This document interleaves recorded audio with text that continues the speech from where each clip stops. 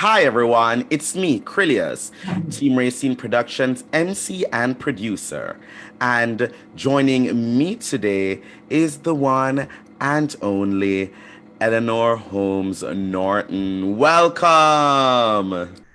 Yeah, very good to be with you. It is amazing to have you here with us today. Thanks for making a reappearance on our channel. It is always great getting to meet with you and getting to talk with you and all of that. So, the way how we like to start things out here is to have our guests introduce themselves to our audience and let them know a little bit about your background and experience. So, let's start with that. Well, I'm Congresswoman Eleanor Holmes Norton. I have represented the District of Columbia thanks to the goodwill of my constituents for more than 30 years. I'm running again to represent my constituents, 700,000 of them here in the District of Columbia. Very good to be with you this afternoon.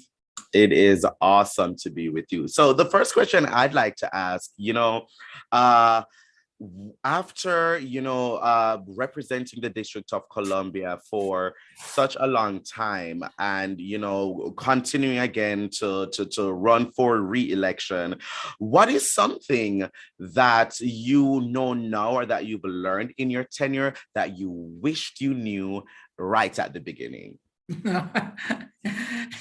That's a hard question to answer.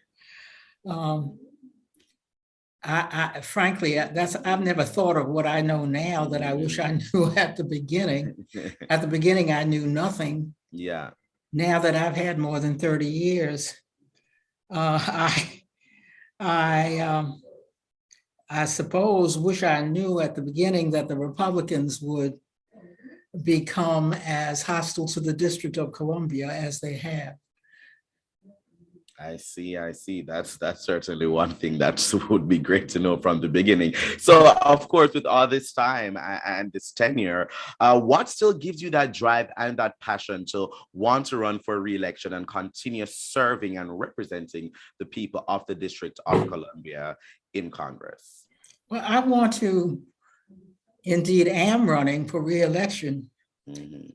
to continue to bring home benefits for DC residents. I've managed to do that, whether I was in the majority or the minority. The people have rewarded me by sending me back to Congress. Most of my term, I have been in the minority, and yet I've been able to get benefits for the District of Columbia. Certainly, certainly. And that is so important. And speaking of things that are important, I want to talk a little bit about statehood and, what that means as you're running for re-election, what that means for the people of the District of Columbia. And I just want you to expound on how statehood would change how things work here and the benefits that would give to people for those who might hear about statehood, who might hear about the concept and not really understand why it's so important to so many people from the District of Columbia.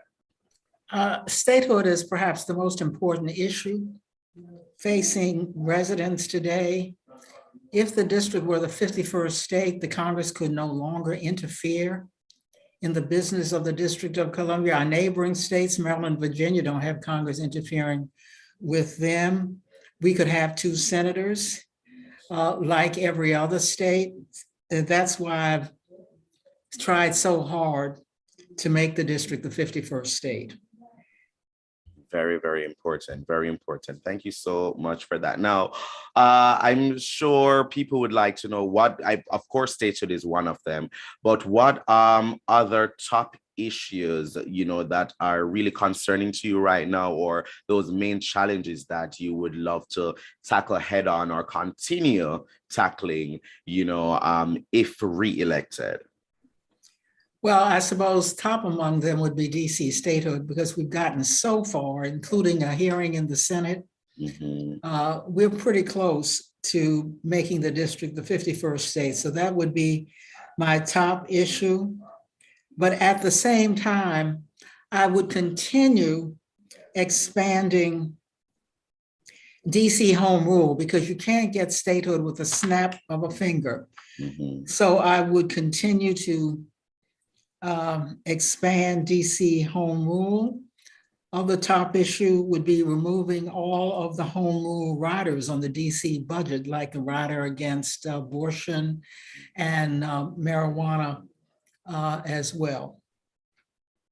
Thank you. Thank you. Very important. Speaking of marijuana, let's talk about this. How the state of the legislation in DC has been troubling to many DC residents. You know, it feels like it's taken a step forward, but there are just still some things that makes all of it a little bit ambiguous. Thinking about that, do you think that it is important to make sure that this type of ambiguity is, you know, done away with in DC, and that the laws are maybe, you know, more, they are easier for the public to understand and for the public to engage with it and understand how it affects them? Yeah, there may be some confusion now because I was able to get marijuana use for 2 ounces when the Republicans failed to understand and therefore did not keep us from marijuana use. Now, the problem with that is you can use marijuana up to 2 ounces, but you can't buy marijuana legally in the District of Columbia. And that's what is a major issue that I'm trying to get through the House now. Certainly, certainly. Well, thanks so much for that. Now, let everyone know why you are still the best choice for voters come this election day. I'm the best choice because I have continued for more than 30 years to bring home, to produce for DC residents, whether I was in the majority or the minority. And one of the reasons, a new reason why I am the best choice, is that I am in line to become a chair of either the Transportation Infrastructure Committee or the Oversight and Reform Committee. That's what my seniority is lining me up to do. That's what I'll have my choice if I am reelected. So it will move DC well ahead because it will give me considerably more power as a committee chair. Certainly, certainly. Now, I want to talk a little bit about the upcoming primary, just reminding everyone about the dates and how important it is, because, of course, here in DC, the Democratic Party primary is the most decisive thing that really tells us what it's going to be giving on the general election day. So the upcoming primary election day is the 21st of June. Ballots have already been sent out in the District of Columbia from May 16th. And Congresswoman Norton, I'd just like for you to talk a little bit just about the importance of people keeping these deadlines in mind and, you know, registering to vote and making sure that that's in line. I appreciate that. I want you to know that this is May, but it's almost June. And early voting will begin June 10th and will go to June 19th. I've already received a ballot in the mail, and I think many of my constituents have. Of course, the final vote, is June 21st. So we are almost there now. And I hope people are preparing for early voting so they won't have to wait at the polls.